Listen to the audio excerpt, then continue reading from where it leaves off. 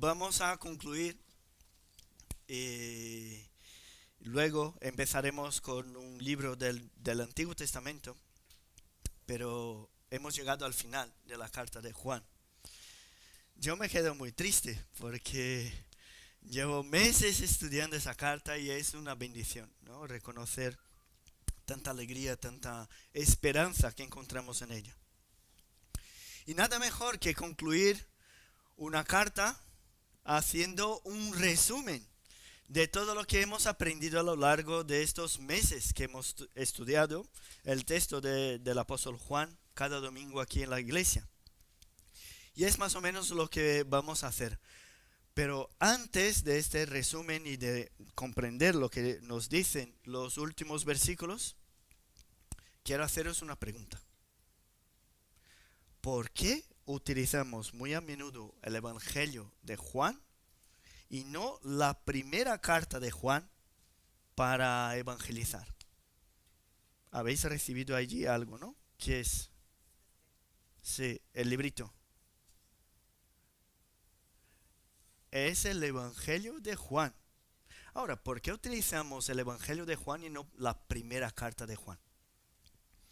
No sé si os habéis fijado después de tantos meses estudiando la carta, pero hay diferencias entre el Evangelio y la carta. Estamos ahí por el capítulo 12 del Evangelio de Juan, estudiando cada viernes, y aquí hemos concluido la carta. Ahora vamos a ver si reconocemos allí en el Evangelio de Juan, antes de empezar, si tenéis la Biblia, Juan capítulo 20, el Evangelio de Juan, versículos 30 y 31 dicen así: hizo además Jesús muchas otras señales en presencia de sus discípulos, las cuales no están escritas en este libro. Pero, estas se han escrito para que creáis que Jesús es el Cristo, el Hijo de Dios, y para que creyendo tengáis vida en su nombre. Es eso lo que pone allí en el Evangelio de Juan.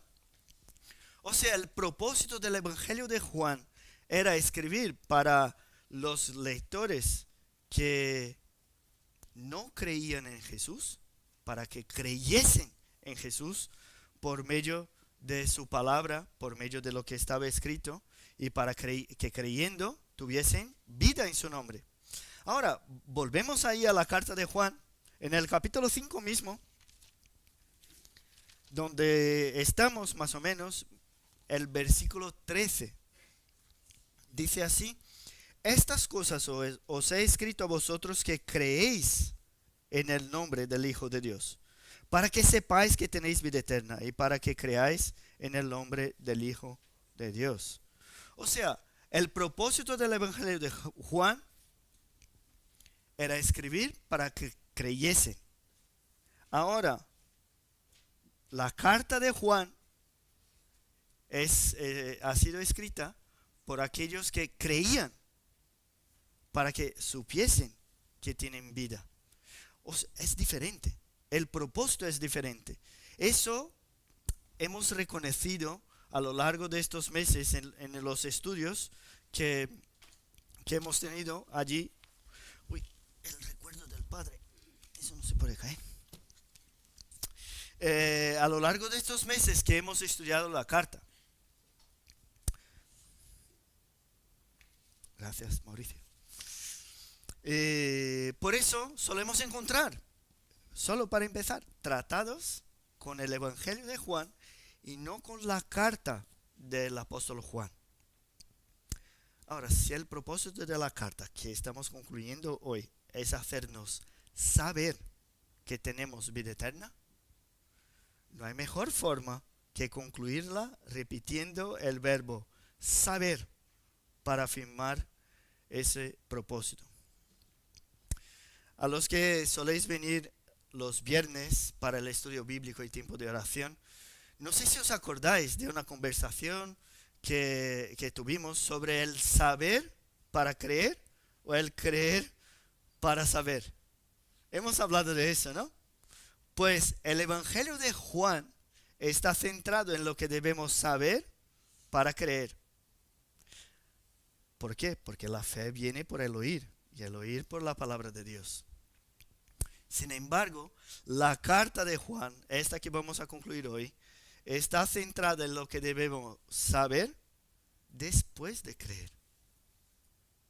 Por eso está escrita a los que creemos, nosotros que creemos, para que sepamos. Y los niños que estáis por ahí, veo a unos cuantos aquí, lo que podéis hacer hoy, no he tenido ninguna idea de dibujo, a lo mejor tenéis ahí ideas mejores que yo, pero podéis hacer una lista de todo lo que sabéis respecto a Cristo. ¿Quién era? ¿Quién es Cristo? Sus atributos, sus características, qué hizo a lo largo de su vida en la tierra, qué sigue haciendo hasta hoy, pero escribir una lista, ¿vale? Y vamos a hablar de eso también los adultos. Porque si miramos los versículos que hemos leído, y volviendo ahí al texto, el versículo 18 dice, sabemos que, empieza así. El versículo 19, sabemos que. Y el 20, pero sabemos que. Si los lectores de esa carta son los hermanos que se han quedado en la iglesia, después de tantas divisiones, como hemos visto que era el contexto de los lectores de allí, después de tantas enseñanzas, de tantas herejías, de dudas de lo que debemos o no debemos saber, a ellos les vino muy bien escuchar como conclusión de una carta un resumen de lo que deberían saber. Ahora, si hay tantas enseñanzas diferentes, tanta gente diciendo tanta cosa diferente, ¿cómo saber si lo que creo es verdadero? Y lo que el apóstol Juan repite una y otra vez son las pruebas de un verdadero creyente. Ya sabéis, ¿no? Las pruebas. Después de repetir una y otra vez, pues la prueba doctrinal, ¿cuál es? La prueba doctrinal es la que todavía vamos a hablar un poquito hoy, pero ella es la que dice que si creo en Cristo, Cristo tal cual ha sido revelado en las Escrituras, con sus atributos, sus características, con sus obras, yo soy un verdadero creyente. Esa es la prueba doctrinal. Yo no puedo creer en un Cristo que ha sido un hombre muy majo, muy bondadoso, sin creer en su sacrificio en la cruz y pensar que soy salvo. No, eso no puede ser. Hay que creer en Cristo tal cual ponen las Escrituras. La primera prueba. La segunda, la moral. Si digo que creo en Cristo, que creo en Dios, pues debo seguir sus mandamientos. No puedo decir que creo en Dios y vivir a mi manera, disfrutando de la vida, de lo que me apetece a mí vivir o hacer o pensar, sin hacer caso de los mandamientos de Dios. Porque si hago eso, no soy un verdadero creyente. Porque el que me ama, guarda mis mandamientos. Eso es lo que dijo Dios, dijo Cristo, ¿no? La tercera prueba de un verdadero creyente es la relacional. Porque si no amo a mis hermanos, a quien veo, ¿cómo puedo decir que amo a Dios, a quien no veo? Entonces, la prueba relacional. ¿Cómo es posible tener el amor de Dios y ver a un hermano pasar dificultades y no acogerle, no extenderle la mano? No existe un verdadero creyente fuera de la comunidad de los creyentes. ¿Por qué? Porque yo no puedo negar la relación con mis hermanos y decir que sigo amando a Dios. Eso no es posible. Y eso es lo que el apóstol Juan nos dice una y otra vez en su carta. ¿Cómo saber entonces si soy un verdadero creyente? Pues allí están las tres pruebas que el apóstol Juan nos deja. Y eso es algo que nos ayuda mucho a nosotros que somos creyentes, porque es común que uno vea más importancia en una cosa que otra. Por ejemplo, que se sienta más la necesidad de las doctrinas, de la enseñanza, del estudio, que del amor. Eso no puede ser. O hay gente creyente que ve solamente el amor y no reconoce la importancia de la obediencia a los mandamientos. Eso tampoco. Y sabemos que en la iglesia hay diferentes dones, somos diferentes, pero cada uno de nosotros tiene que aprender a buscar ese equilibrio entre esas tres áreas. No podemos quedarnos solamente en una de esas áreas de nuestra vida espiritual.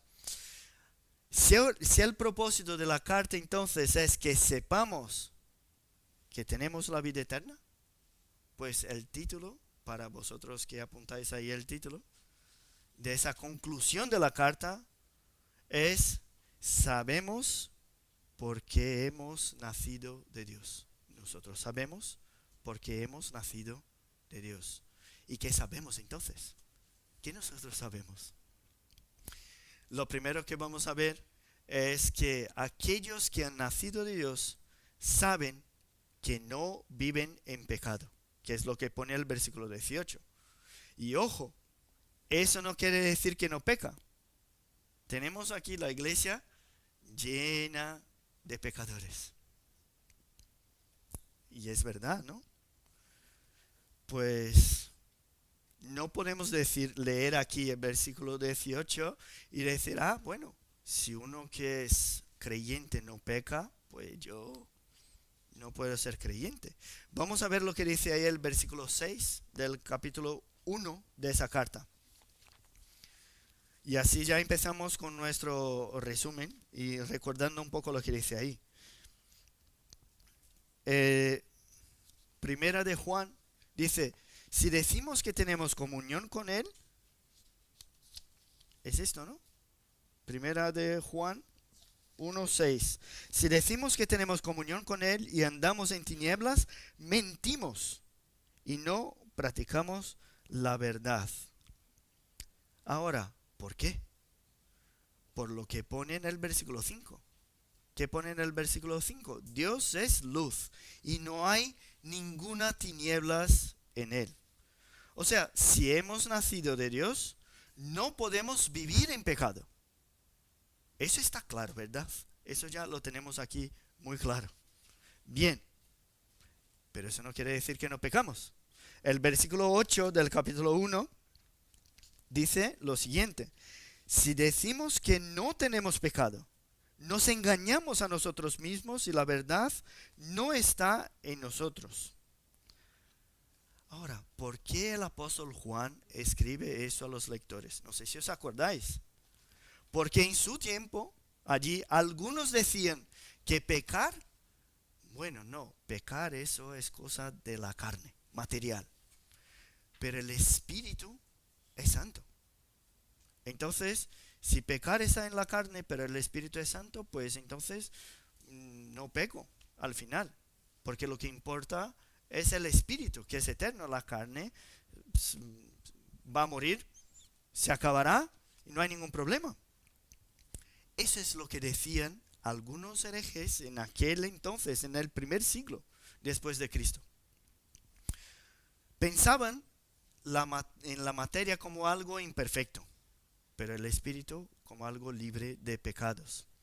Y decían, por tanto, no tener pecado. Por eso dice el versículo 10 del capítulo 1.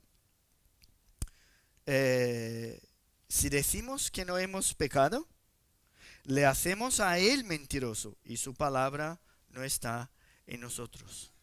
Por eso tenemos claro que aquí en el capítulo 5, versículo 18, el apóstol Juan no está diciendo que el que ha nacido de Dios ya no peca más, sino que utiliza un verbo continuo, en el presente continuo, que se traduce aquí por practicar el pecado, ¿no? Vivir en pecado. Entonces, el que ha nacido de Dios no vive pecando. Si antes me deleitaba en el pecado, ahora aborrezco el pecado. Si antes tenía gozo y satisfacción en hacer mi propia voluntad y olvidarme de lo que Dios me decía, pues ahora busco hacer su voluntad y olvidarme de las cosas que tengo en mi corazón que no le agradan a Él. Y la lucha en contra del pecado es tan grande que el apóstol Pablo dice, miserable de mí, ¿quién me librará de ese cuerpo de muerte? Él lucha en contra del pecado. Por eso, si soy nacido de Dios, ahora lo que quiero es hacer lo que complace a Él. No puedo decir que soy cristiano simplemente porque sigo una tradición. Eso no puede ser. No puedo decir que soy cristiano simplemente porque llevo un collar de no sé qué. No puede ser. O porque formo parte de una iglesia. Hay que nacer de nuevo. Para que seas cristiano, tienes que nacer de nuevo. Así como dijo Jesús al fariseo llamado Nicodemo, ¿no? Que conocemos la historia. Y un nuevo nacimiento implica una nueva vida. Todo tiene que hacerse nuevo. Mi naturaleza pecaminosa, pues ya no puede dominar mis actitudes. No puedo ser llevado por ella. Y la seriedad de esa característica de uno que ha nacido de nuevo es tan grande que el apóstol Pablo, cuando escribe a Timoteo y a Tito, que les escribe cartas, cuando empieza a hablar de los atributos de un anciano, de un pastor, lo primero que dice que tiene que ser irreprensible. Irreprensible. Qué palabra fuerte. No quiere decir que no peca, porque todos pecamos, sino que no insiste en el pecado. Cuando peca, se arrepiente y cambia. Y hablar de la seriedad de ese tema, para hablar de ella, quiero comentaros algo que ha pasado esta semana, justo esta semana allí en Brasil. Hay un pastor muy conocido allí, no sé si conocéis a Paul Washer, que también es conocido en Estados Unidos y en Perú, ¿no? Ha tenido un ministerio muy grande allí en Perú. Pues ese pastor de allí de Brasil tiene muy buena relación con Paul Washer, predican muy parecido, una manera más agresiva de predicar, ¿no? Y tiene muchos millones de seguidores en internet. Esta semana subió un vídeo hablando que va a dejar el ministerio. Y todos se quedaron preocupados, pero él mismo dio la explicación, las razones por las cuales. ¿Y sabe cuál fue? Él dijo, mira, yo llevo muchos años hablando con mis ancianos, con los pastores de mi iglesia, y ellos me están exhortando una y otra vez por mi agresividad. Toda esa energía que veis en el púlpito, diciendo él, ¿no? A veces aparecía también en mi relación con mis hermanos.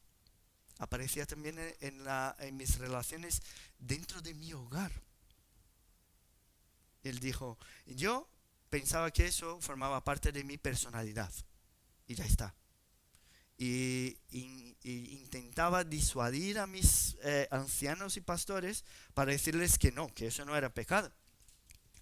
Pero ahora Dios le había hablado a él y él había reconocido su pecado. Y se enteró que ya no podía ser pastor. Y los ancianos de su iglesia le dijeron, aquí no puedes ser más pastor. Y es un hombre muy conocido, que tiene un ministerio muy bonito, predicaciones bonitas, pero tiene pecados en su vida. ¿Sabe qué hizo? Subió el vídeo para decirles, mira, ahora me arrepiento de mis pecados. Estoy confesando a este pecado delante de todos vosotros. ¿Por qué? Porque ahora voy a cambiar de iglesia, voy a salir de mi iglesia, voy a entrar y empezar a asistir a otra iglesia, voy a hacerme miembro en esta otra iglesia para que sea cuidado allí, junto con mi familia. Para que pueda cuidar de mi familia. Voy a volver al seminario, estudiar más. Y si Dios quiere, un día estaré preparado otra vez para el ministerio. La lucha en contra del pecado tiene que ser intensa. no podemos simplemente convivir con nuestros pecados. Por eso, yo no sé lo que va a pasar con él, ¿no? Pero lo que quiero enfatizar aquí es la importancia de no vivir en pecado. No podemos vivir en pecado. No podemos aceptar el pecado que el pecado forme parte de nuestra vida. Nuestra lucha debe ser siempre constante contra esa naturaleza que tenemos, que insiste en hacer lo que le da la gana. Así que mucho cuidado con la indiferencia que lidias con tus pecados. Porque aquel que es nacido de Dios no practica el pecado, no vive pecando. Y aquí el apóstol Juan reconoce que los creyentes saben de eso. Sabemos que aquel que ha nacido de Dios no practica el pecado. Saben incluso por qué él mismo ya les había dejado por escrito en el capítulo 3. Si volvemos ahí, capítulo 3, versículo 9, ¿qué dice ahí? Dice, todo aquel que es nacido de Dios no practica el pecado. La misma frase. Pero fijaos en la explicación de este hecho. Allí en el capítulo 3. Dice, porque la simiente de Dios permanece en él. O sea, en este versículo la base para no pecar está en el hecho de que la semilla de Dios permanecía en ellos. Y aquí en el capítulo 5, versículo 18, la base para no pecar se expresa de otra manera. Dice, pues aquel que fue engendrado por Dios, le guarda, y el maligno no le toca. Esa es la base. Y en general, la expresión engendrado por Dios se refiere a los creyentes, a nosotros. Sin embargo, aquí aparece, con lo que fue traducido por aquel, aparece un artículo definiendo que aquel que fue engendrado. Y aquí Juan se refiere a Cristo, diciendo que Cristo es el que nos guarda. Y es algo que encontramos en los evangelios también, cuando dice que Él no ora para quitarnos del mundo, sino para guardarnos del mal, del maligno. Jesús, cuando habló con el apóstol Pedro, le dijo, Pedro, Satanás los busca para zarandearos, como a trigo, ¿no? Pero el propio Dios rogó por Pedro para que su fe no faltase. Y sabemos que podemos caer. Todos nosotros podemos caer en pecados. Sabemos que Satanás puede tentarnos buscando nuestra total perdición. Pero también sabemos que estamos seguros en las manos de Cristo. Y es eso lo que está hablando aquí. Nadie nos podrá arrebatar de sus manos, porque es Él quien nos garantiza la perseverancia de la fe. Satanás nos hace daño, intenta de todas formas, pero no puede quitarnos la esperanza en Cristo. ¿Por qué? Porque es el propio Cristo que intercede por nosotros. Como hemos leído en el Salmo 23, aunque ande en valle de sombra de muerte, como dice ahí, no temeré mal alguno. ¿Por qué? Porque tú estás conmigo.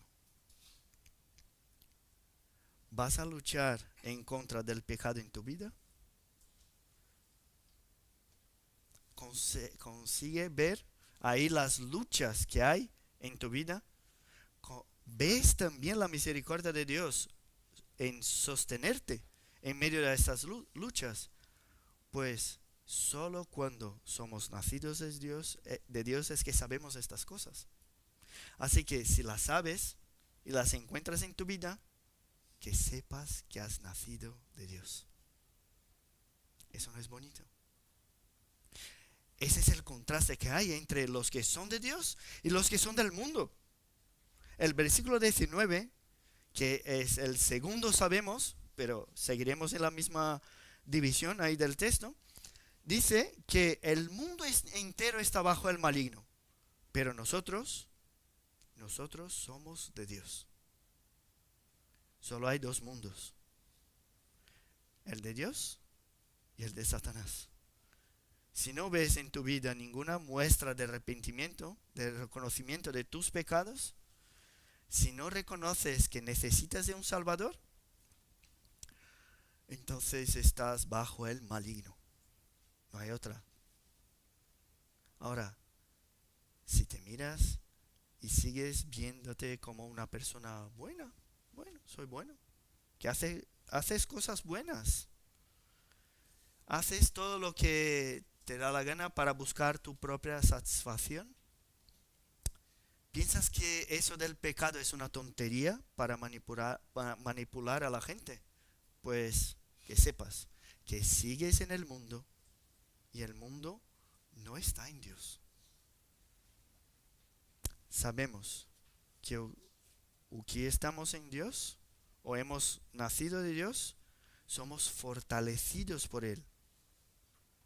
O entonces, si no es así, estamos en el mundo bajo el poder de Satanás. Y aquí hemos juntado los dos primeros versos, el 18 y el 19, los dos sabemos, para decir que si hemos nacido de Dios, no podemos vivir en pecado. Y por eso también sabemos que somos de Dios, ¿no? O sea, no hay más que estos dos caminos. Pero el tercer verbo que aparece allí, sabemos que aparece en el versículo 20, va a recordarnos el único camino que lleva a Dios. O sea, los que somos nacidos de Dios, sabemos que Cristo es el propio Dios y es el único camino. Y aquí mucha atención. Porque el versículo 20 empieza diciendo que sabemos que el Hijo de Dios ha venido. O sea, Él existía antes de su nacimiento virginal, porque Él ha venido, ya existía. Y creer en eso no era un problema en el primer siglo. Cuando escribió la carta allí a esta gente, cuando el apóstol Juan escribió a ellos, eso no era un problema. Pero en los siguientes siglos eso traería mucha confusión dentro del cristianismo. Empezaron después de estas fechas discusiones teológicas respecto a la relación entre Dios el Padre, Dios el Hijo y Dios el Espíritu Santo. Y cuando vemos aquí el versículo 18, llamando a Cristo como aquel que ha sido engendrado por Dios, podemos pensar que aquí hay un argumento, hay una explicación, diciendo, incluso hablando en contra de la Trinidad, o incluso en contra de la eternidad de Cristo. Y eso parece una teoría muy aburrida, pero eso es una de las cosas más importantes que hay dentro del cristianismo. Llegamos aquí al versículo 20 y pensamos que la descripción seguiría hablando de Cristo como el Hijo, lo que podría seguir trayéndonos poca información de su deidad, incluso de su eternidad. Pero, mucha atención, si tenéis la Biblia abierta, el versículo 20. Cuando llegamos al final del versículo 20, dice, y estamos en el verdadero, en su Hijo Jesucristo. Este es el verdadero Dios y la vida eterna. ¿Quién es el verdadero Dios? Jesucristo. ¿Quién dijo en otra parte que era el camino, la verdad y la vida? La verdad y la vida. ¿Quién? Jesucristo. Encontramos aquí su posición como Hijo de Dios en las Escrituras, es verdad, eso sí, por supuesto. Pero encontramos también descripciones que le nombran como aquel que era desde el principio. El problema es que muchos dicen que Jesús no puede ser eterno porque es Hijo. Ahora, una ilustración fácil. ¿Qué viene primero, el sol o la luz del sol? ¿Qué viene primero? El sol engendra la luz, pero uno no existe sin el otro. Si aparece el sol, viene la luz.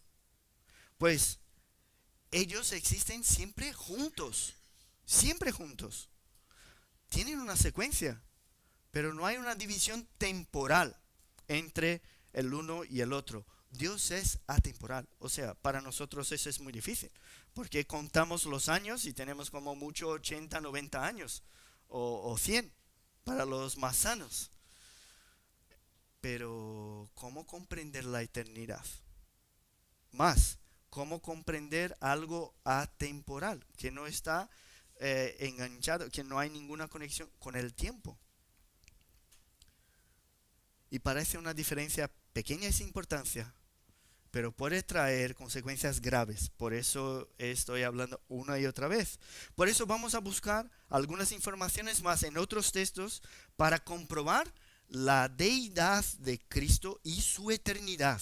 Las dos cosas tienen que venir siempre juntas, que solo existe si están ahí juntas. Vamos a abrir en el Evangelio de Juan, capítulo 1, versículo 1.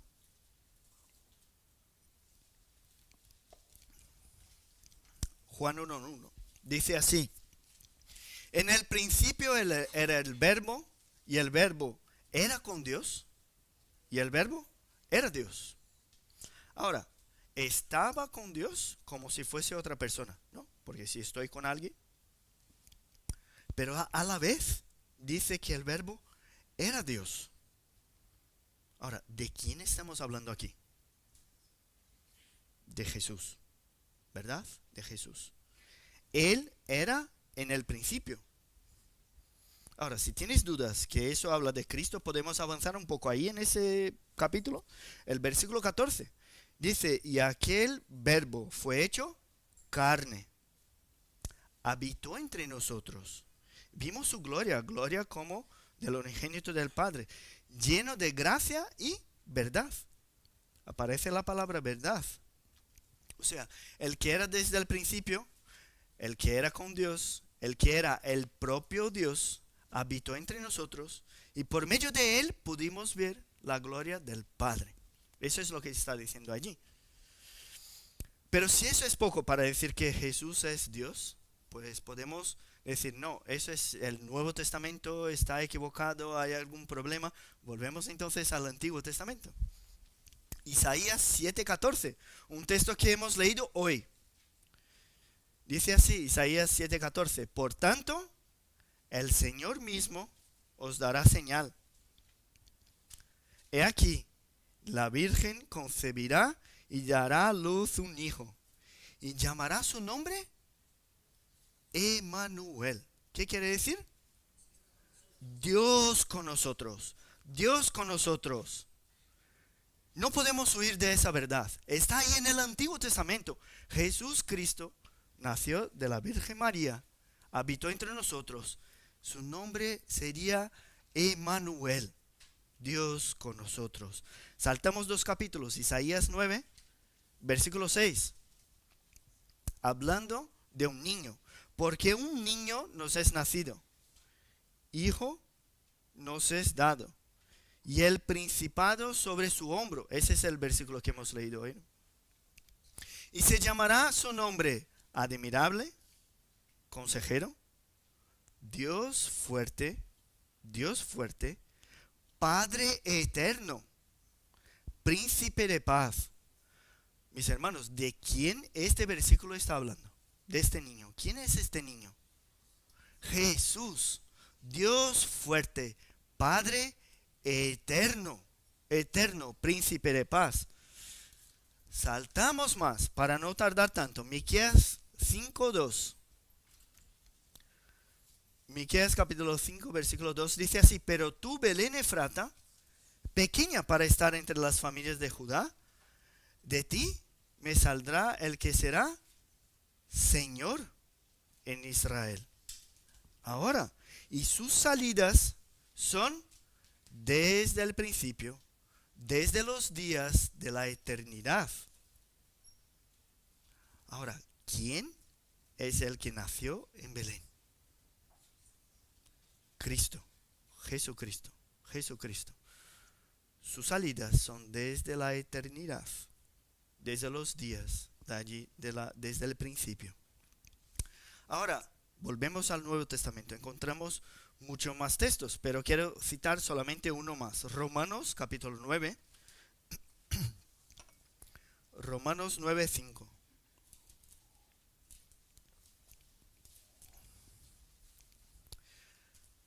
Dice así: ¿de quiénes son los patriarcas? De los cuales según la carne vino Cristo. O sea, está hablando de los judíos, de los cuales vino Cristo. Cristo, el cual es Dios sobre todas las cosas, bendito por los siglos. Amén. Hablando de Cristo dijo, el cual es Dios sobre todas las cosas. Es sorprendente ver, hay tantos textos en las Escrituras que no hay formas de utilizar las propias Escrituras para denegar la divinidad de Cristo. Él es Dios. Él era desde el principio. Fue eternamente engendrado en el Padre. Y encontramos textos que narran, por ejemplo, Jesús perdonando pecados. ¿Quién puede perdonar pecados? Solo Dios. Nadie más. Habla de Jesús como el verbo creador de todas las cosas. Ahora, ¿quién puede crear todas las cosas? Solo Dios, el que ha existido desde la eternidad, antes de todo lo que ha sido creado. Habla de Jesús juzgando a los vivos y los muertos. Ahora, solo Dios tiene autoridad para juzgar a los vivos y los muertos. ¿Qué hicieron los magos?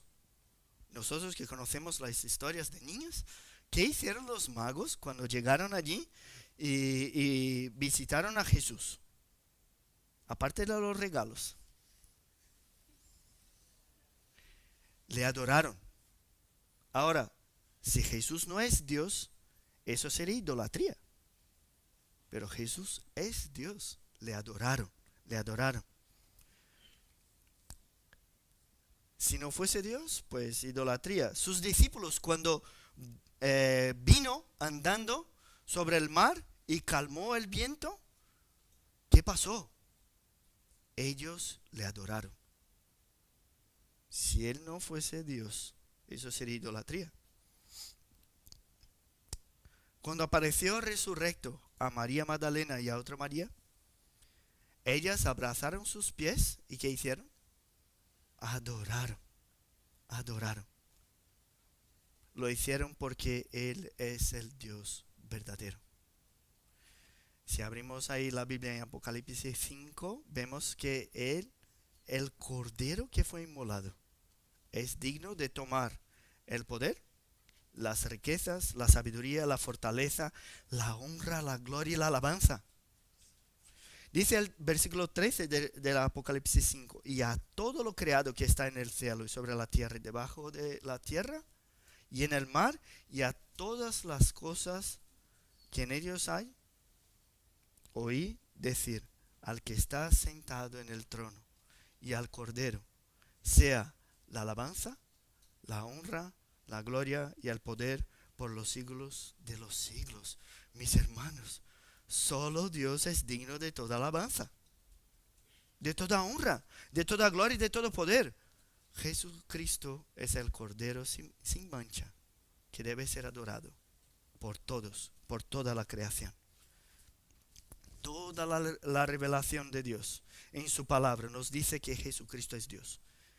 Él nos reveló al Padre. Solo por medio de Él vimos la gloria del Padre. ¿Por qué sabemos eso? Porque Él nos dio entendimiento para conocer al que es verdadero, como dice allí. Ese conocimiento no es como una teoría, una filosofía, una matemática. Ese conocimiento llena todas las cosas, llena todo. Ahora no es el conocimiento que simplemente está en nuestra mente, sino que, como dice el versículo, nosotros estamos completamente en lo que es verdadero. No conocemos simplemente a Jesucristo, sino que estamos en Él. Y como he leído en un texto en esta semana, Jesús comparte sus honores los honores debidos a Dios, Jesús lo comparte. Él comparte los atributos de Dios, su omnisciencia, su omnipresencia, su omnipotencia. Jesús comparte los nombres de Dios, el Salvador, el Rey, el Yo Soy, como hemos visto tantas veces ahí en el Evangelio de Juan. Jesús comparte las obras de Dios. Él es el Creador. Él es el Salvador. Él es Dios. Porque Él comparte el trono de Dios.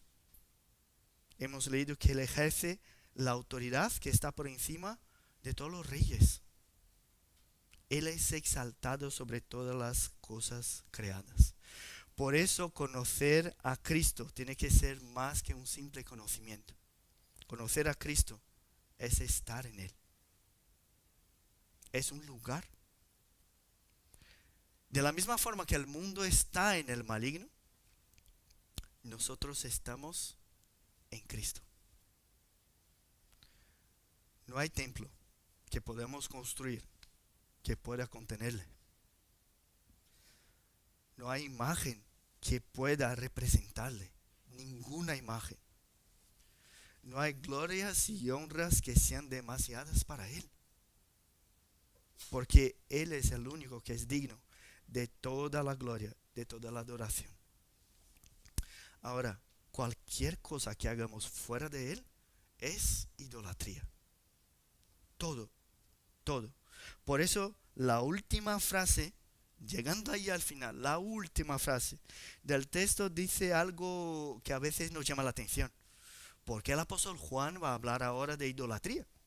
Parece que no ha hablado de idolatría hasta ahora porque concluir su carta diciendo guardaos de la idolatría. En realidad, toda la carta habla de la verdadera adoración, de la lucha en contra de aquellos que enseñaban falsamente. O sea, toda la carta habla de la idolatría. Y ojo, no es la idolatría que solemos citar muy a menudo, aquella que se adoran imágenes. No, es mucho más amplia que eso, mucho más. Cada una de las veces que adoramos a Cristo, a un Cristo que no es el de las Escrituras, eso es idolatría. Os doy algunos ejemplos que están mucho más cercanos de lo que podemos pensar. El Evangelio de la prosperidad. Decir que Cristo está para satisfacer mis deseos es idolatría. No es bíblico. No está en las Escrituras. El Evangelio que dice que Dios es amor, pero no es justicia. Eso es idolatría. ¿Por qué? Porque Dios no puede ser separado de su justicia. Él es amor y es justo. El Evangelio de las obras, si pienso que tengo que hacer algo para conquistar mi salvación, eso es idolatría. El Evangelio de los fariseos, pienso que cumpliendo la ley merezco mi salvación, pues eso también es idolatría. O sea, si no adoramos a Cristo, el verdadero Dios, y la vida eterna, como dice el texto, estamos adorando a algo que no es el Dios verdadero. Cada vez que hablamos del Evangelio, si no hablamos de Cristo, si no hablamos de su obra, de su persona, podemos hablar de muchas cosas buenas. Y hay cosas buenas para hablar. Podemos hablar de muchas cosas buenas, pero no estaremos hablando del Evangelio verdadero. Así que, llegando al final, a esa conclusión, si has nacido de Dios, debes saber que no eres del mundo. Ahora formas parte de la familia de Dios. Y nada mejor que llamarnos hijitos, como concluye la carta llamando a sus lectores de hijitos. Hijitos, esa es la manera más evidente de hacernos comprender que ahora formamos parte de la familia de Dios. Tenemos esa posición en Cristo. Pero atención, no podemos pensar porque estamos aquí que ya no tenemos nada más que hacer. Termina con una exhortación. Dice, la idolatría está allí, está en vuestra naturaleza, así que guardaos de la idolatría. Es muy difícil no tener un corazón o actitudes idólatras. Guardaos de las creencias que son tuyas y de nadie más. Eso es idolatría. Cuidado con la adoración que no está enfocada en Dios, en su palabra. Ahora, si estoy diciendo eso y eso para ti es una locura, ¿no? Es una barbaridad, lo que quiere decir es que sigues en el mundo. Sigues bajo el poder del maligno. Si te sientes cómodo con tus pecados, si piensas que eres bueno y por eso mereces tu salvación, piensas que tus obras te ayudan a conquistar tu lugar ahí en el cielo, si crees que todos los caminos llevan a Dios y a la salvación, y Jesús es uno de ellos, pues formas parte todavía del mundo. Lo que la palabra nos enseña no es que Cristo es una de las formas de obtener la salvación. Él es el único camino. El único, no hay más. La única verdad. El único que te puede dar la vida eterna. Si no crees en Él, hoy Dios te está dando una nueva oportunidad para venir y escuchar su palabra. Tenemos que salir de aquí hoy todos conscientes de que en ningún otro hay salvación. Eso lo tenemos que salir de aquí claros. Porque, como dice la palabra, porque no hay otro bajo el cielo dado a los hombres en que podamos ser salvos. Tenemos que salir de aquí creyendo en Él y seguros en Él. En Él no hay error. En Él y solo en Él hay salvación.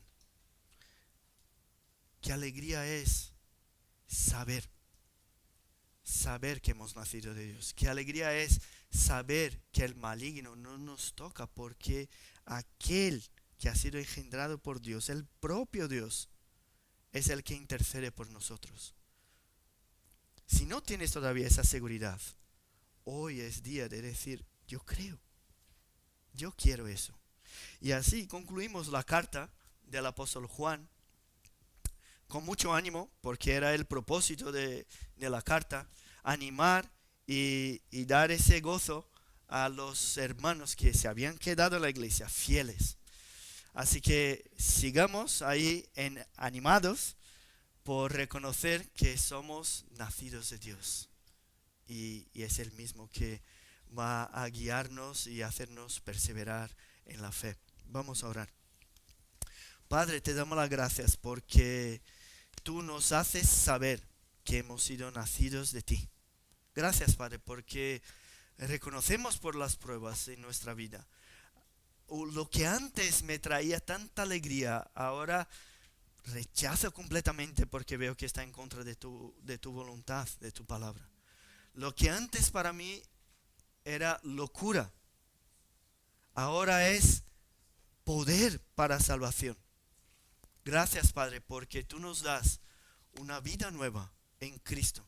Gracias por las doctrinas que reconocemos de Cristo. Gracias porque Él murió en la cruz por nosotros y porque es Dios, su muerte es capaz de traernos libertad. Te damos las gracias, Padre, porque tú nos amas. Guárdanos, Padre. Guárdanos de la idolatría. Ayúdanos a huir de la idolatría, porque eso está dentro de nuestro corazón. Que seamos siempre sinceros y que nuestra energía esté siempre enfocada en buscar tu voluntad para cada uno de nosotros. Bendícenos, Padre. En el nombre de Jesús que oramos. Amén.